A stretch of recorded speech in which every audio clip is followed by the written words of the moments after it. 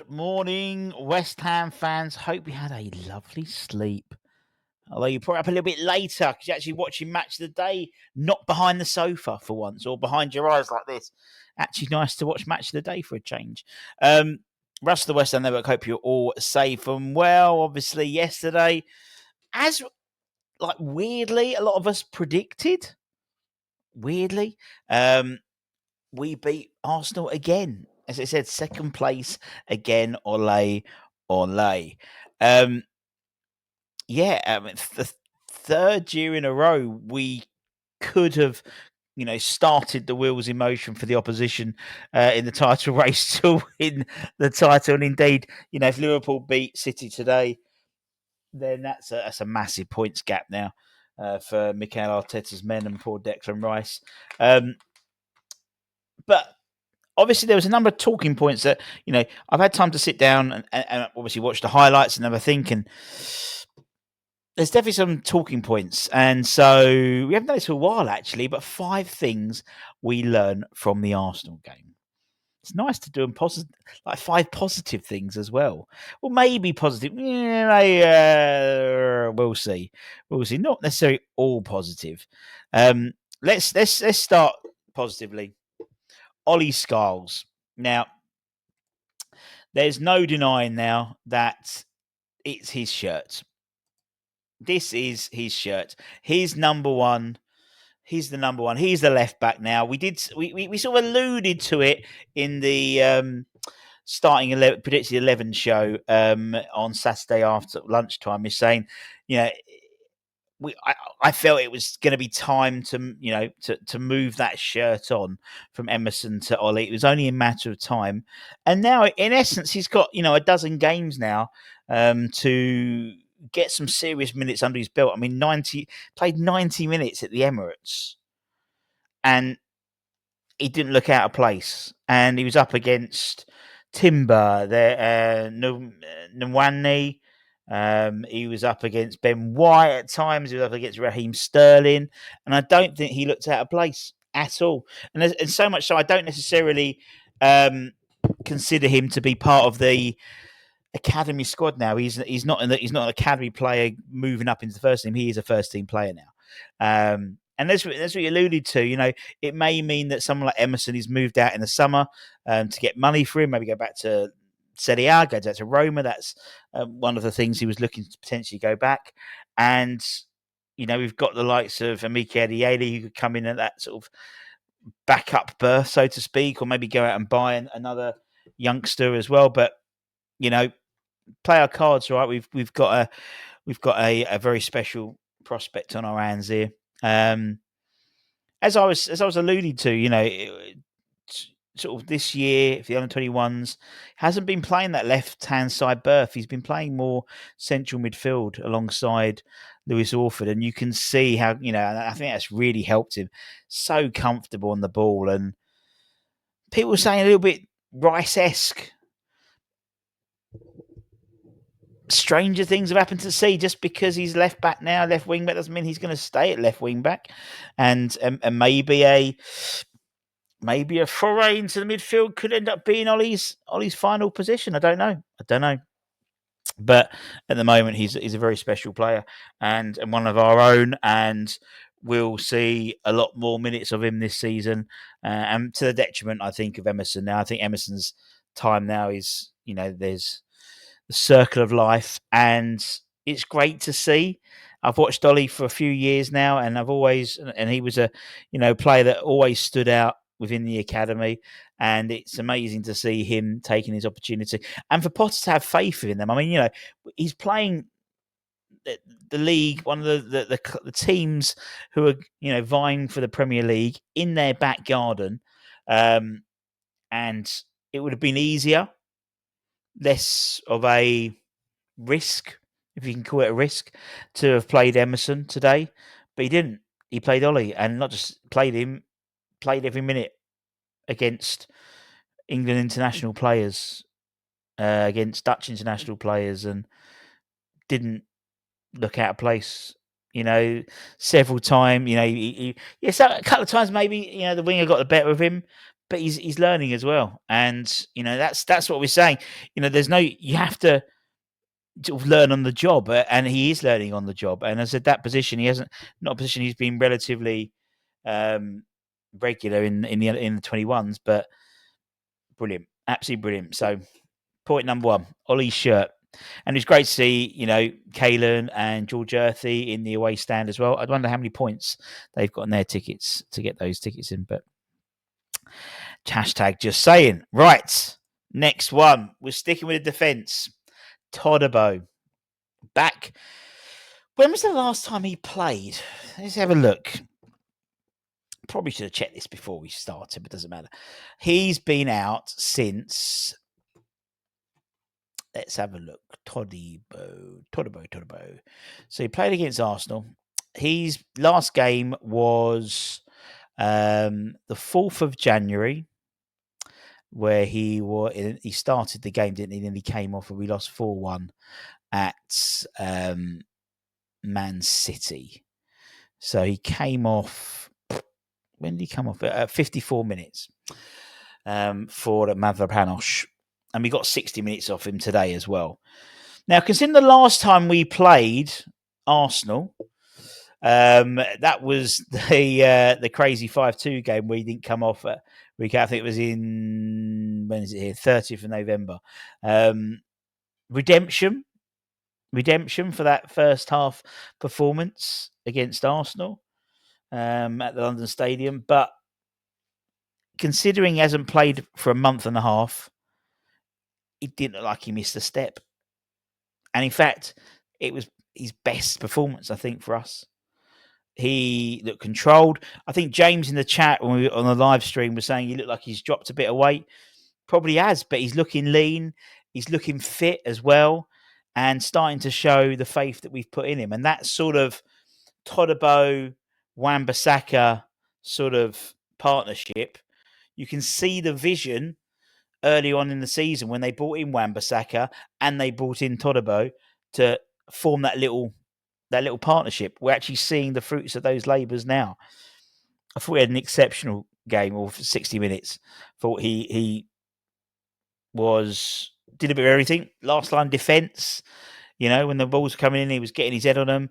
He was cutting out danger. I think there was just in the second half at the beginning, I think it was actually this bit here, this picture, where Trossard came through and he showed some great pace to catch up to him, win the ball back. There was he just looked so comfortable on the ball. Dropped a shoulder when with a guy coming up close to him. Range of passing was good. A couple of times, maybe he sort of. There was a couple of times. There was one pass he gave to Aaron where he fired it towards him, and he sort of had to sort of hit him so fast, it sort of rebounded up and ended up flicking it over Calafiore's head, who then actually fouled Wan-Bissaka as a result of that. But I tell you what, we keep this boy fit, him alongside Kilman, and then that left-hand side. I thought Cresswell had a great game, had a really good game. I thought everyone had, it's like, I was saying it in the chat during the live stream. Usually, with most games, you can pick out a player, this player. So, it could be, if someone said to me, Ollie Scarles was man of the match today, was one man of the match for the game, I wouldn't disagree with him. But the same thing, someone said to me, I thought Todibo was man of the match, wouldn't disagree with him. If someone said Aaron Wan-Bissaka was man of the match, wouldn't disagree with him. If someone said Kudus was man of the match, I wouldn't disagree with him. If someone said Kilman, I wouldn't disagree with any of them. And that's what's encouraging for this game, was there was probably 7 or 8 players who could have been man of the match for West Ham. And that's the first time probably since the Newcastle game, which was like November, where we've seen a performance like that. Where we've seen I wouldn't say a complete team performance, but it was extreme. We're going to talk about Potter in a minute, but everyone played their part, which hasn't been said for how many games we played? 26 games, probably for 23 of those games. And that was encouraging. But to see this man, he's obviously not fully fit yet because he went off at 60. But special. He's going to be a special defender. Keep him fit, and he'll be just. That's the thing. Keep him fit. I've got a feeling you might be one of those players who does need a bit more, managing in between games. Kudus can be a game changer. We in the chat before the game, I said, you know what? Kudus is going to have a good game today. Why? Because we're playing Arsenal. And that's the side I think he wants to play for and it's going to flash his knickers for. Look, at the end of the day, players are,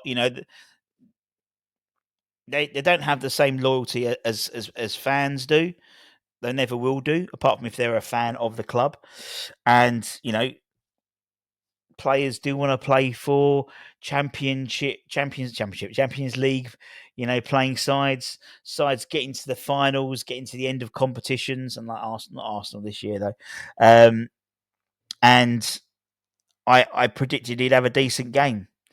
Now, there could be, it might not just be because we're playing Arsenal and he wants to play better. He did seem to be a lot more encompassing of other players today.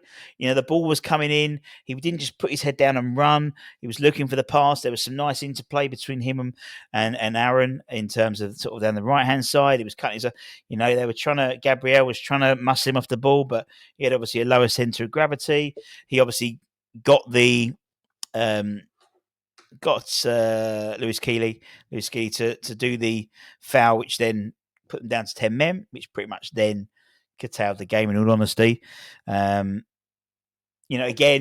showed maybe, I think someone said in the chat, Kudus of old would have, when he was 2-on-1, so to speak, and he laid off the Ferguson, old Kudus would have just taken that shot on. So he's not the Kudus of last season, but don't get crap overnight. Still a powerful runner, still a strong runner, still very skillful. And, if he is flashed his knickers at Arsenal, it's about fucking time, because I'm not being funny. It's probably his best game of the season. And we're 2/3 of the way into the season. And if you want to be sold for it, we ain't going to sell him unless someone puts up £85 million for us in terms of his minimum release clause. And to be honest, until today, I don't think there's anything. He hasn't done much to justify it. Fits and starts, but we saw a proper game from Kudus today. And the type of game I know, I'm going to go into the office. I've got a couple of Arsenal fans in the office, and they'll say, "Oh, Kudus is a good player." They'd have come away from the game thinking he's a top player. We want Arsenal. Guarantee it. Guarantee it. And look, that's the way football is. That's the way the modern day is. But he can be a game changer. It's in his locker. The yin to the yang could be, well, obviously we don't have, we're going to talk about Paqueta, not having Paqueta in a minute, but he wasn't maybe competing for that 10 slot. He was him and Bowen, and Bowen is not necessarily going to be someone who treads on that. Bowen tends to be slightly more advanced, so maybe him and Paqueta occupy the same ground when they're both playing that sort of 10 role, possibly. Maybe Kudus thinks he has to be up to that level in terms of, there was a couple of times where he did he sort of stood in the ball and kicked it, and pointless skills sort of showing off a little bit. I don't mind that when you're winning, and we did do it when we were winning, but it's a bit like when Lucas just does it 5 minutes into a game. You're like, let's get a goal first, mate. But still, great performance from Mo as well. Again, you could go through that whole starting lineup, and if we look through it, Areola, to be honest, Areola didn't have much to do the whole game. He did one save with his feet, and I think Calafiore hit a ball and hit him, and he caught him in the stomach. His hands in the stomach. But distribution was a lot better from him today. Wan-Bissaka, great game. Todibo, great game. Kilman, quiet but effective. Always the last line of defence. I thought Cress had a really good, solid, and sort of under the radar game. Ollie, obviously. Probably Alvarez's best game this season. I mean, to be honest, most of those you could look at that and say, actually, today was probably one of their best. Well, yeah, probably was one of their best games, because I don't think we've really performed apart from that Newcastle away game, really, in all honesty, looking at the results here. Souček, quiet, effective. Bowen, industrious. Bowen did a lot of midfield donkey work. Really, he was dropping back when Kudus was going up top and really putting pressure on. Like how many times he took the ball off the midfielder, whether it was Odegaard or Partey, and then started an attack. But I don't think anyone had a poor game out of that 11 today. Which, again, when was the last time we could say that? Probably that Newcastle game, in all honesty. And that brings us through to number 4, Mr. Potter. I thought he got pretty much all bang on today. Maybe, I think when we saw the team selection, I think a lot of people, I think it was Michael in the chat, said he would have picked 10 of those 11. The only one would have been 𝙁𝙄𝙑 for Evan Ferguson. Still think Ferguson's not, obviously we know he's not fully fit yet. Hardly played any football this season. But, he's gradually, I would imagine you'd see Evan start on Thursday against Leicester. I could see that one happening. But I thought he played, obviously having Todibo back in the side. Big call on Ollie Scarles, that paid off. Todibo back in. Cool, that was a call, and that paid off as well. I thought the subs were at the right times when we needed them. The likes of bringing on Soler towards the end. Obviously, Mavropanos came on for Todibo when he started getting tired. Evan Ferguson came on. Again, that was, not a brave call, but actually that was a bowing off for Evan Ferguson. He could have brought on another midfielder like an Andy Irving to try and make sure but he put the other attacker on, which I thought was brave. First half was very much a containment job. We frustrated them. And as I said, they had something like 20-odd shots on target, 20 shots, but only 2 were on target. Clearly he was trying to pack that midfield out. You've got Odegaard and Rice, Rice was taken off after 60 minutes. He wasn't happy bunny at all. And I think he got everything pretty much bang on today. He has a good run against Arsenal, and we have good. This is the 3rd time we've come away from the Emirates with points in a row, I believe. If I'm right, I think so. I can't remember, but it's a relatively fruitful hunting ground for us now, and I thought he got the tactics bang on. Now, what's going to be interesting now is Arsenal's finished with now. We've got a very important game on Thursday against Leicester. Getting 3 points there puts us back up to starting to move up the table a little bit. Obviously, we're on points with Man United at the moment, but goal difference is massive. Keeping a clean sheet today, amazing as well. It's that's going to instill a lot of confidence in the side. I think we're going to go into Thursday with walking around like we got 2 dicks, and that's what we should be doing. Leicester have been absolutely torn a new one against Brentford the other day. I don't think they've lost every game since they beat us last, when with Rude's first game typically. But that Thursday is a really crucial game for us to get, back-to-back wins. Fucking hell, Jesus, when was the last time that happened? And to build some momentum, we go into an international break in a couple of weeks' time as well. And the fact is Paqueta won't be available as well. So I imagine you'll see pretty much the same side, possibly Ferguson coming in for one of the midfielders, whether it's 𝙁𝙑𝙀, whether it's 𝙁𝙄𝙑, or whether it's Alvarez. I don't know which one will be put on the bench, but I can imagine that would be happening. Then that'll be interesting. That would be interesting in that side. I wouldn't be surprised to see maybe Alvarez given a rest. Not necessarily a rest, or maybe, actually, I'm thinking about maybe even 𝙁𝙑𝙀, because 𝙁𝙑𝙀 was utilised quite a lot as a slightly more advanced midfielder today to take those knockdowns, because obviously Bowen and Kudus up front aren't the biggest guys in the world. But we've got Ferguson there now, so you don't necessarily need 𝙁𝙑𝙀 so much. But I thought 𝙁𝙑𝙀 had a good game. Industrious, looking for the ball, obviously set pieces as well, always useful. So it's going to be interesting to see what happens on Thursday. And lastly, I want to talk about Paqueta. Life does go on without Lucas. Obviously, being injured, likely is he'll be available after the Leicester game. But it does show that, some people said, did the team look more balanced and more, as with Lucas not playing? Lucas has an energy which is infectious, I think, and I think you use him in the right context, and it works. I think the Villa game when he played up front as a false nine, he played really well.